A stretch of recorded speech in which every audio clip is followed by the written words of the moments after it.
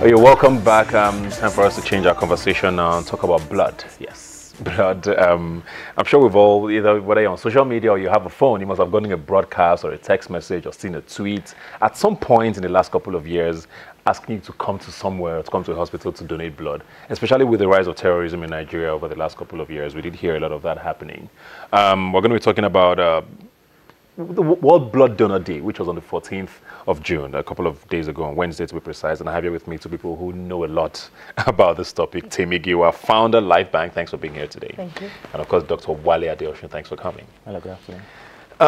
You run an organization that basically is tied to donation of blood, right? With Nigeria as a case in point, or Lagos, which is your particular area of emphasis now, or concentration. How does that work? How does your work? What you do? How does it work? Okay, so I'll start with why. Right. A lot of people who don't have a direct experience with needing blood are not aware of the significant problem that we have. So, for example, 26,000 Nigerian women die every single year from blood not being available at the hospital when they need it. The highest cause of maternal mortality is something called postpartum hemorrhage. The woman just gives birth and bleeds and then bleeds to death. And same thing for child mortality, significant amount. Same thing for people in, just general surgery. It's a significant problem in Nigeria of people not having blood when they need it and then dying from it. So what we do is basically try to get more people to give blood and then move the blood that's given to the hospital when it's needed. And try to solve the problem. Make sure people Sounds pretty are simple, dying. but it's not that simple. Yeah. I know what you mean. Yeah, Dr. Wale, I mean, based on what she's just described now, which is, we don't need to get to a disaster for people to understand that people need blood. How much of an emergency is this? It is a big emergency. It is, I mean, like you said, with maternal mortality, postpartum hemorrhage is one of the reasons for maternal mortality and the level at which it is in Nigeria. And it's very important that, blood donation be a lifestyle for a lot of young people. And that's what we're trying to do, just advocate for a lot more voluntary, non-remunerated donations. And I mean, the work is a lot, but WHO said with 1% of the population, if you can get that amount of people to donate regularly, there will not be any blood just issues 1%. 1%. Just 1%. So I mean, if we can get that amount on a regular basis, we won't have any conversations about trying to... What is a regular basis? 3 to 4 months. Every 3 to 4 months? Yes. Okay. So women And that's can healthy? Right. So women can give every 4 months and men can give every 3 months. Okay. So that's the general rule. So is blood scarce in Nigeria right now? Because I know, I do get an impression that it might be scarce, but not everywhere. How bad is it? Is it an all-encompassing issue? So blood is scarce everywhere, very scarce. It's a major problem every single way.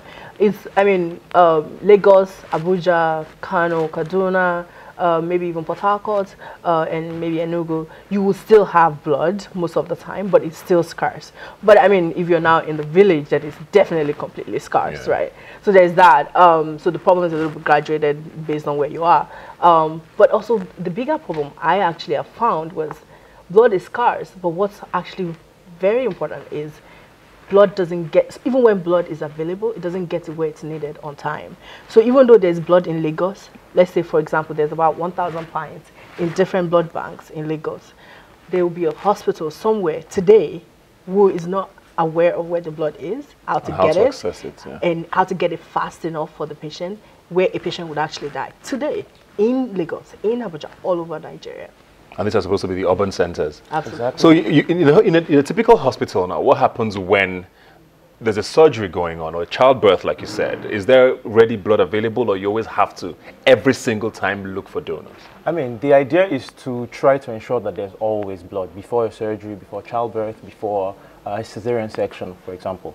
But you can only estimate the amount of blood that will be needed. Yes. Say 2 pints, 3 pints for every surgery.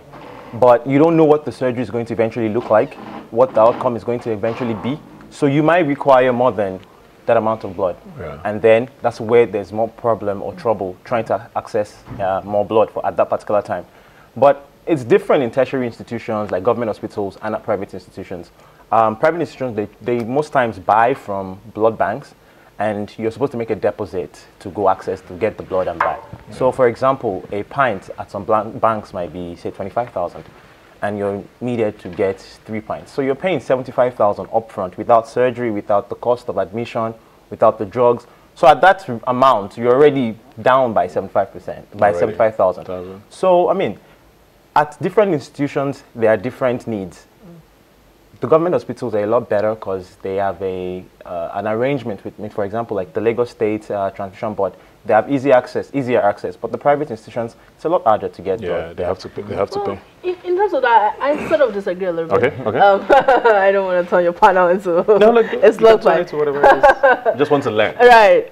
So I think in government hospitals, of course, there's more access, and it's cheaper, of course. But a lot of times when there's no blood in the hospital, instead of trying to find it for the patient, they send the patient to go find it. So like, oh, you know, I have a child admitted into a hospital. That's actually what causes all the text messages and Instagram posts. Please come and donate blood. Because they tell you, go and look for blood. Go find it, right? Your son needs 3 bags of blood. Sadly, that's sort of typical with government hospitals with a lot of things. Yeah, and unfortunately with blood as well. Absolutely. Blood, drugs, you know, oxygen, whatever it's needed that they don't have. Yeah. I mean, a lot of people there do a lot of work and they work really hard, but sometimes they just don't have enough resources to help everyone. With what you do at Life Bank now, which is where you are a center where people donate and then you distribute, I want to believe, right? Yes.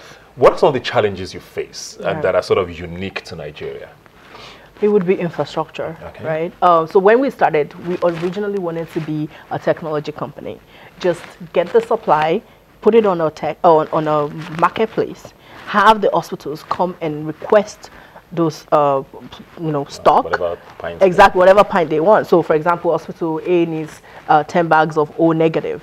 Just search, simple, this is where it is, go to the blood bank, pick it up. What we found out was they didn't actually have, there was no way to get it to them on time, right?